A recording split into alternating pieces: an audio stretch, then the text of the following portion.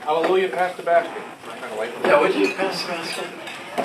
This is going to be a little different presentation of This Is Your Life, because I want to share some kind of personal reflections as well. But let me start off. As most of you know, I'm an Episcopal priest and have been since I was ordained to the priesthood on April 1st, yes, April Fool's Day, appropriately enough, in 1984, 28 and a half years ago.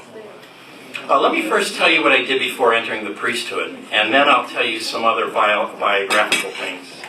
My first job was working in an orange juice factory, but I got canned because I couldn't concentrate. After that, I tried to be a tailor, but I just wasn't suited for it, mainly because it was a so-so job. And then I tried to be a chef. I figured it would add a little spice to my life, but I just didn't have the time for it. Next, I tried working in a muffler factory, but that was just too exhausting. I managed to get a good job working for a pool maintenance company, but the work was just too draining. I attempted to be a deli worker, but any way I sliced it, I just couldn't cut the mustard. Then I worked in the woods as a lumberjack, but I couldn't hack it, so they gave me the axe. What are you going to do? And my next was a job in a shoe factory. I thought, there's no business like shoe business, but I just didn't fit in. They said I had a lot of soul, but they thought I was a heel. So then I got a job in a workout center, but they said I wasn't fit for the job. I finally got a job as a historian until I realized there was no future in it. I then worked in a blanket factory, but it folded. I studied a long time to become a doctor, but I didn't have any patience. My best job was being a musician, but eventually I found I wasn't noteworthy. I did become a professional fisherman, but discovered I couldn't live on my net income, even though I was working for scale. So my last job was working at Starbucks, but I had to quit because it was always the same old grind. So, in 1979, after graduating from Longmeadow High and the University of Massachusetts and working for the Connecticut General Insurance Branch in Springfield, I entered Yale Divinity School for 3 full years of seminary. Let me back up a little in my story. I grew up in Longmeadow, Massachusetts, one of 4 boys in my family, and I met a Linda Williams through the music program at the high school. Although 2 years older than I started dating her at age 15. She was 17, I was a freshman, she was a junior. We dated for almost 9 years. She likes to tell people that she brought me through puberty. The truth is she did, but that's another story. Anyway, Linda, my first wife, and I were married in 1976. Our only child, Chelsea, now 25 years old, is in her 3rd year of teaching 1st grade at the Heritage Academy in Longmeadow, where Lauren Light, some of you know, is her administrator. Linda is in her 39th year teaching music at the Suffield Middle School. Anyone have her as a teacher or had children or grandchildren taught by her? Yeah, a few. I've had parishes in Western Massachusetts in Holyoke, Springfield, South Hadley, Agawam, and now I'm in my 11th year at St. Christopher's Church, a small parish in Chicopee. In addition, I am the secretary to our diocesan convention and the convention manager for the Episcopal Diocese of Western Massachusetts. We moved to Suffield from South Hadley in 1999 and built a house on Rollinsbrook Road off of Thompsonville Road. As an aside, I had been rector of a small Episcopal church near Mount Holyoke College in South Hadley for about 9 months when I was asked by the president of the college to tutor her special needs son to become confirmed. I spent several weeks over that year with this young man, and after his confirmation that June, his mother asked to see me. She informed me that there was someone at his confirmation service who was so impressed with his confirmation that this person would like to make a donation to the church. Now, I thought to myself, maybe $500 or $1,000 would be great. It would jumpstart our capital funds campaign to put Band-Aids around our Butler Building church, a prefab church. She went on to say, however, that this person would like to make a donation of between $1 and $3 million to build a new church. As she waited for my reaction, I leaned forward and said to her with a straight face, You know, Liz, this is amazing. You're the third person this morning to make such an offer. On a very, very cold December morning, I went to her college office, picked up a check for $3 million, and got into my 1987 Plymouth van to make the trip with the check to our diocesan office in Springfield. And would you believe it, my car wouldn't start. I'm holding a check for $3 million, and I couldn't get my car started. And I just started laughing. And I said, God, you have a sense of humor. But we ended up building a beautiful $2.5 million church near the Village Commons in South Hadley, with close to $400,000 left over to sustain it for years to come. I've been a member of this club for the past, I think, 8 years, having had perfect attendance, thanks to Lev's example, Patty, for the first 5 years, and having gone up the rank from secretary to president in 2007, 2008. Now, I'm going to do something quite unusual for the next few minutes that will serve to testify as to who I am. And I call it appropriately, Who Am I, and What Do We Have in Common? So I want to give you some who am I's of some people, and then at the end I'm going to tie it together, and you'll see what we have in common, okay? So bear with me, enjoy your dessert and so forth, but the first who am I? I was born in Groton, Connecticut in 1729. My father, originally a Congregationalist minister in Groton, was ordained deacon and priest in the Church of England in 1731 and was rector of New London, Connecticut, in New London, Connecticut, and Hempstead, Long Island. I graduated from Yale College in 1748, studied theology, but as I was too young to be a candidate for the priesthood, I traveled to Edinburgh, Scotland to study medicine, as was customary for young men considering a future in the priesthood, because they couldn't sustain themselves solely by that means, so they had to become a doctor as well. I was ordained deacon and priest in England in 1753. I accepted a call to St. Peter's Church in Westchester, New York, where I earned the reputation as a staunch defender of the Church of England. During the Revolutionary War, I was arrested and imprisoned, and I managed to remove my family to Long Island, where I practiced medicine and received a small amount as chaplain. In the spring of 1783, I received a message from a group of clergy in Woodbury, Connecticut, who had met in secret and elected me as bishop on the second ballot. When I sailed to England, by the way, a very treacherous 3-month journey in which many lost their lives going across the pond in their boats, I was a candidate for bishop at that point rather than an exile to England. You have to remember that there were no Anglican bishops in America, so to be ordained you had to go to England. So potential Anglican priests in the States went over to England to be ordained at the hands of the Church of England bishops. Our goal was to plant a bishop in the colonies so that we could establish the American Episcopal Church here. Now, because I could not swear allegiance to the crown in the now independent states, and after spending a very frustrating year in England, I turned to Scotland and was finally consecrated bishop on November 14, 1784 in Aberdeen by 3 Scottish bishops, non-juring as they were called because they didn't have to pledge allegiance to the crown. I returned to the now independent states where I was the Episcopal Bishop of Connecticut and Rhode Island, and also rector of St. James Church in New London, Connecticut, where I remained until my death in 1796.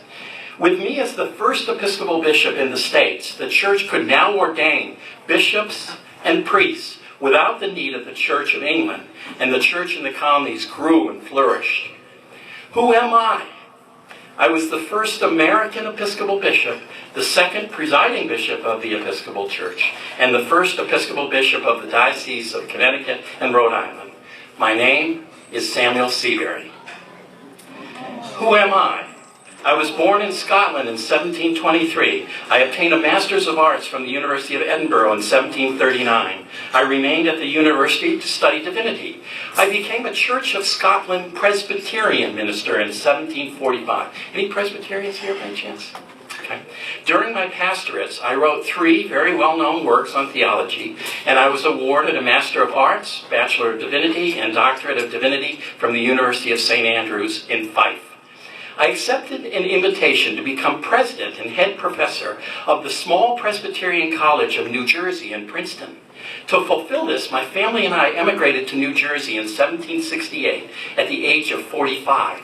I became the 6th president of the college, later known as Princeton University.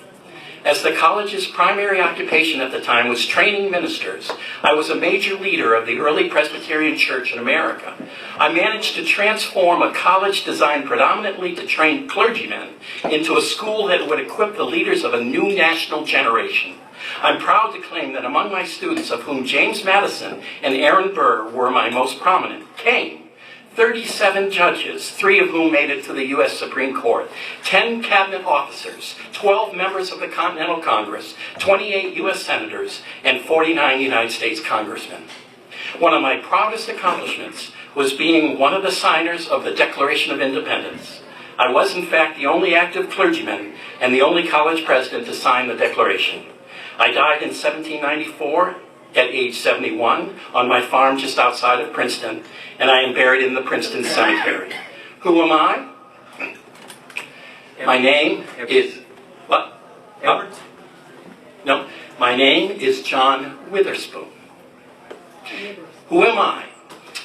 I was born on March 22, 1976, in New Orleans, Louisiana, where my parents were living while my father was a student at Tulane University Medical School. My father, John, is a Georgia-born ear, nose, and throat doctor. My mother, Mary Elizabeth, Betty, as she's called, has a PhD in pediatric nursing and works as a professor of nursing at Vanderbilt University. I spent my childhood in Nashville, Tennessee, and I was raised as an Episcopalian. I was selected as a fashion model for a florist television advertisements at age 7, which motivated me to take acting lessons, and at age 11 I took first place in the 10-state talent fair.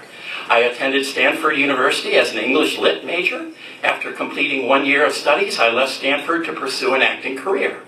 In 1990, I attended an open casting call with some friends for a movie intending to audition as a bit player. I was cast in the lead role of Danny Trent, a 14-year-old country girl who falls in love for the first time with her 17-year-old neighbor. I was nominated for my performance in The Man in the Moon, name of the movie, for the Young Artist Award, Best Young Actress. In the following years, I had roles in a variety of films and received positive reviews from the press as I received significant acting experience. I had major roles, and I received good reviews and awards for several films, including Pleasantville, Election, Legally Blonde, Sweet Home Alabama, Legally Blonde 2, and in 2004 I portrayed June Carter Cash in the movie Walk the Line. My portrayal was well received, and I won several awards, including the Academy Award for Best Actress in a Lead Role. I have appeared in over 30 movies, and in 2010, I received a star on the Hollywood Walk of Fame. I have 2 children with actor Ryan Phillippe, although we were divorced in 2007. In 2011, I married a talent agent, Jim Toth, and we are expecting our first child together very, very soon, and he did. By the way, my Scottish-born ancestor, John Witherspoon, was one of the signers of the United States Declaration of Independence. Who am I? My name is Reese Witherspoon. Who am I? The last vignette here. I was born in 1919 in Kansas City, Missouri. My parents were Christian missionaries. At age 6 months, I traveled with my family to Beirut. I had a wonderful life there. When I was 12 years old, we were returned to the U.S. as almost all of us had had malaria and were in a weakened condition for quite a while. I eventually moved to Western Massachusetts and graduated from the Holyoke Hospital as a graduate nurse in 1941. In 1942, I joined the Army Nurse Corps and was in for 3 years. I have worked as a nurse most of my adult life. I married a Merle Anderson in 1945. We had 2 sons, Arthur and Robbie. We were living in Portland, Oregon, but our marriage just wasn't working out. We divorced, and I went back to Massachusetts with my children. I placed an ad in the paper stating that I would work in a home in exchange for our room and board. We moved into a man named Ellis answered the ad in the local Springfield paper. He was alone with his 2 boys, and we moved into his house in Southwick, where he was a farmer. I had an affair with Ellis, and I got pregnant with twins. In 1952, with my father, a Presbyterian minister, something like that was a big thing. The twins were born in Metropolitan Hospital in New York City. I had them in New York because I didn't want anyone in Massachusetts to know about it. I left Massachusetts with my 2-year-old and 6-year-old sons when things were becoming obvious. I contacted a doctor I knew from working at Springfield Hospital to inquire if he knew of a good family who would like to adopt twins. He referred me to a good couple in Springfield who had already adopted 1 child. We met and approved of each other, and they then drove me to New York City to pick up the twins I had named Timothy and Thomas Anderson.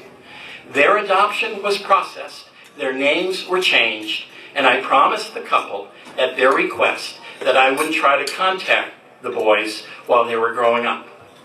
Over the years, I made every effort to follow their lives in any way I could, such as checking the Springfield newspapers in their later formative years for any news, such as graduations, when I expected them to graduate, or wedding announcements, or whatever. I kept a careful eye on the papers that I could get a hold of. Many years later, while living in Seattle, I contacted the rector of the Episcopal Church in Longmeadow, Mass., as I knew that the twins had grown up in that parish and were living in the area. I asked him to contact them to see if they would be interested in hearing from their biological mother. They were now close to 40 years old. The rector contacted the boys, and they indicated their willingness and desire to hear from me. We exchanged letters, talked on the phone, and eventually met at the New Haven train station in May of 1993 on my way to New York. I was 74 years of age. It was an emotional and incredibly meaningful reunion for me, a true gift from God. And as I have prayed for them and loved them for all of the past 40 years. The twins and I remained in touch periodically since our meeting, and I was able to answer most all of their questions about my family history, health, and other curiosities. One of the facts that they found fascinating was that I am a direct descendant of John Witherspoon, one of the signers of the Declaration of Independence. In fact, every generation since John Witherspoon had had a minister, but it stopped at my father, since there were only girls in our family. My son, John Knox Witherspoon, informed my twin sons, Hoyt and Scott Seabury, that I died in January of 2003 at the age of 84. Who am I? My name is Elizabeth Betty Witherspoon. As proud as I was and am as an Episcopal priest in being a Seabury, which is quite a name in the Episcopal Church. Everywhere I go, there's a Bishop Seabury Church in Connecticut, and the name is very well known in the Episcopal Church. Related to Bishop Seabury, you can imagine my joy and fulfillment in realizing that I am actually a blood descendant of a hero of the Presbyterian faith, Princeton University, and one of the original signers of the Declaration of Independence, as well as being related in some way to the very talented actress Reese Witherspoon. As an adopted person, I'm grateful that my birth mother gave me life and realized the painful reality that she just couldn't give me the care, benefits, and attention that a couple seeking adopted children could give. And I'm grateful that my parents, who are still living, were able to do all of that and much more. But I'm also grateful to God for the unique, gracious opportunity to come full circle in the knowledge and realization of who I really am. Who am I? I am Timothy Anderson, Scott Seabury, and a child of God.